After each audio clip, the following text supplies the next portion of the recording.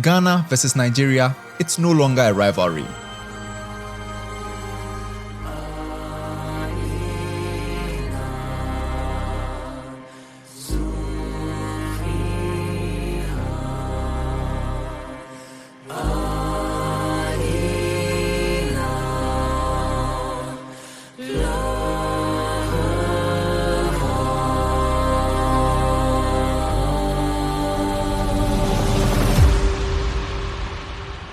So, if you're watching this video, you probably are coming from the Unity Cup final where Ghana fell to defeat to the Super Eagles of Nigeria once again. In my opinion, essentially writing recent history or current history as this rivalry being effectively put to bed. Ghana are just no longer competitive against Nigeria, and we'll get into it to break all of that down. We know that heading into this match, there's always a lot of noise between both camps, and you can see from what I'm wearing which camp I sit in.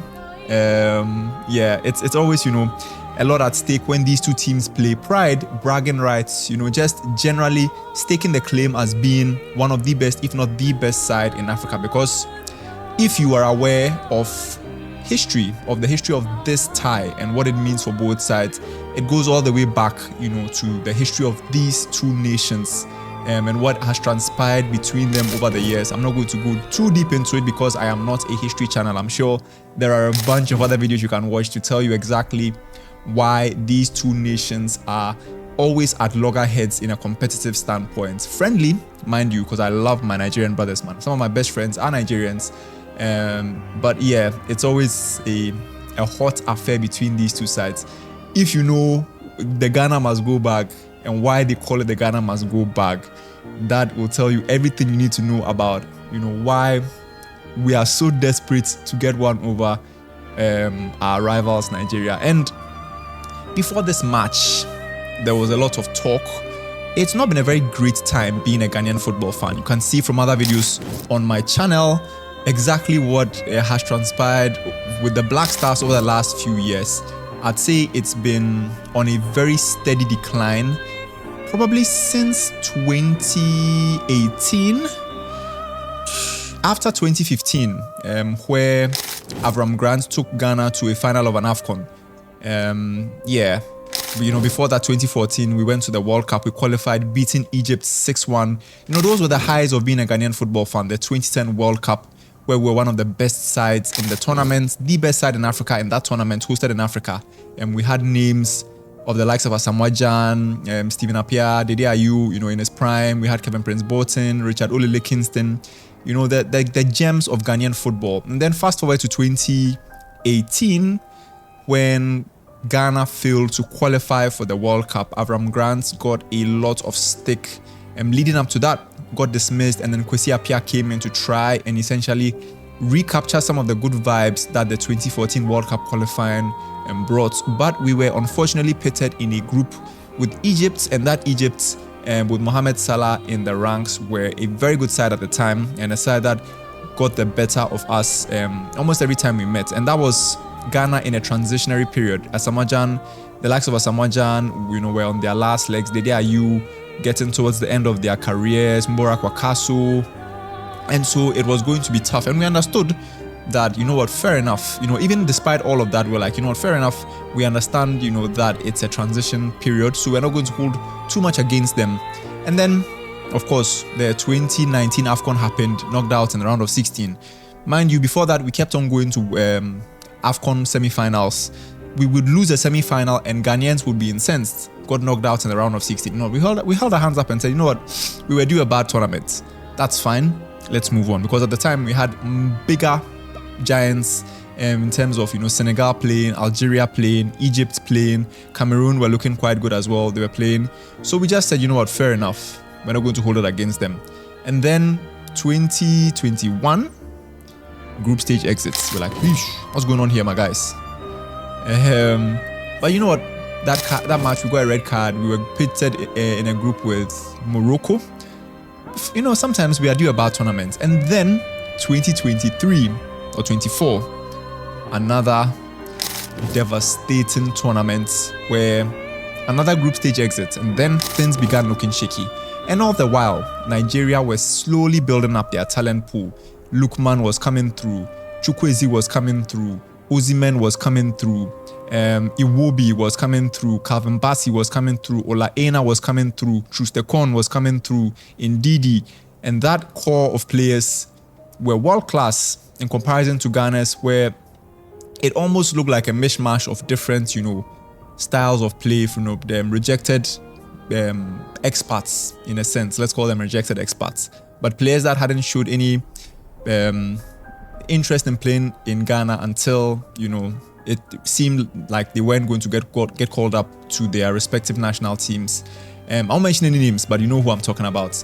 And all that time, Nigeria was, building up their capacity. And it all came to a head in the AFCON last year, when Nigeria made it all the way to the final of the AFCON, and Ghana went out in the group stage. Now, even if you look at the head-to-heads, right, Ghana had a period of dominance over Nigeria where we were flying. Like, I think right now, even if you look at the head-to-heads, considering we haven't beaten them, in my memory, honestly, I could be wrong, but in my memory, since the 2008 African Cup of Nations in Ghana, where Junior Agogo scored that, last-minute goal to seal a 2-1 win for Ghana. Mind you, that's a historic match. If you haven't watched the highlights of those matches, go and watch it. Nigeria taking the lead early on with Yakubu Aigbeni doing the Eagle celebration, and then Michael Essien, and then Agogo got the last-minute winner.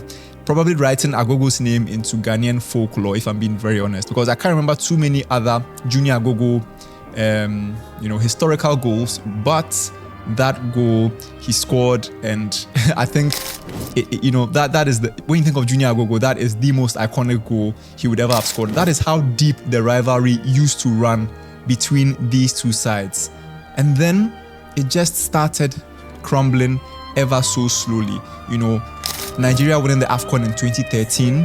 Ghana, we haven't won since the 60s. I recently found out, I didn't even know this, like Nigeria had been winning AFCONs and going to AFCON finals for a while now. JJ Okocha and Nkonkwo Kanu have actually won AFCONs. Ghana, since the time of Abedi Pele, nobody in that camp has raised an AFCON trophy. Then you go to 2013, where they won the AFCON again. You go to the World Cup in 2018, where we didn't make it and they ended up making it. Then you go to the World Cup qualifying in 2022, where most Ghanaians would point to the fact that we got one over on our rivals, Nigeria. Let's be real in that assertion, right? We got 2 draws over 2 legs. We didn't beat them. And even then, Nigeria did not have their full starting 11 playing at that game. And then you go over to now, where we played a friendly against them, when Otto Addo was appointed. Nigeria beat us 2-1. Yesterday, in the Unity Cup, where everybody was like, this is probably the best chance we'd get to beat Nigeria. I thought it would be the best chance we'd get to beat Nigeria. It looked like we were on the up. We were in pole position to qualify for the World Cup, even though we failed to qualify for the AFCON and Nigeria have booked their place in the tournament. It looked like Nigeria was struggling to qualify for the World Cup, and Ghana are now in prime position to qualify for the World Cup. And yet, we met in this friendly tournament, and Nigeria just, they were just all over us. Took a 2-goal lead in the first half, and we just looked out of sorts. Now, I know people will point to the fact that Ghana, we didn't have our best players in that game. Same for Nigeria, man. Imagine a Nigerian side with Osimhen, playing, Lukman playing, Chukwueze playing. These 3 players alone would probably have terrorized our back four. The fact that our starting goalkeeper plays at Accra Hearts of Oak, I'm not knocking him. He's a very good keeper, Benjamin Asare, but clearly he's rough around the edges. He wouldn't have had anywhere near as proficient a training regime, or as proficient, an education in the football world than he would have had in Europe. Still playing for Accra Hearts of Oak. Mind you, an Accra Hearts of Oak side that are nowhere near the level they were a few years ago, a decade ago. We have Razak Simpson, who I'd say right now is one of our starting centre-backs, dead honest, and he plays for Nations FC. Talented, yes, very talented, but Nations FC, I think they were formed, 2013? Still, I would argue, nowhere near the level of, education, nowhere near the finished article you need to be challenging, for the upper echelons of African football. And they beat us again yesterday, even with them not having all of those players. you know, some of the players that ended up scoring against us and our defense, they looked out of sorts. And these were players who played for local leagues in Nigeria. And they've been beating us on all levels. I mean, just recently, the Under-20 World African Cup of Nations. Easy dub, I think it was 2-1 or 3-1. They managed to prevail over us. Their women's teams are regularly, you know, dispatching us. The local players, you know, they have these like local tournaments, Chan and all of that. They're just, you know, wiping the floor with us. And it's kind of sad, if I'm being honest. But that's the reality on the ground, is that we are just nowhere near the level that Nigeria are currently. We've known it for a long time. I know it's a process, but in the meantime, you know, we keep on organizing these friendly tournaments against Nigeria, and they keep on soundly beating us, and it keeps on, you know, chipping at us. If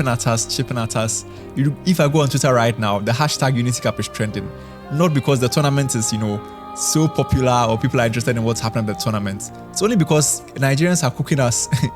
They are cooking us on Twitter. What can we do, guys? Anyways, I think it will take a while for Ghana to get back to the level where, you know, we are regularly beating Nigeria, because again, you look at the head-to-heads, despite the fact that recent history we have consistently been losing to Nigeria, we still have a wide margin of victory. I think 23 wins to 17 wins, you know, for both sides. Ghana have 23 wins over Nigeria in history. That should tell you exactly what you need to know. The level of dominance that Ghana had over Nigeria all of these years ago. The tide is shifting. The tide has probably fully shifted. And in my opinion, this is no longer a rivalry. It's nowhere close. You know, we just can't seem to beat the Super Eagles of Nigeria. Whether it changes soon, let me know your thoughts in the comments below. How you think, you know, the Ghanaian national team can turn this around, if they can turn this around, and what it would take for the situation to change. Also, guys, if you enjoyed today's breakdown analysis, just a walk down memory lane and a bit of a rant, please smash the like button on this video, guys. Subscribe to the channel Oyibo Sports, and as always, I will see you for streets.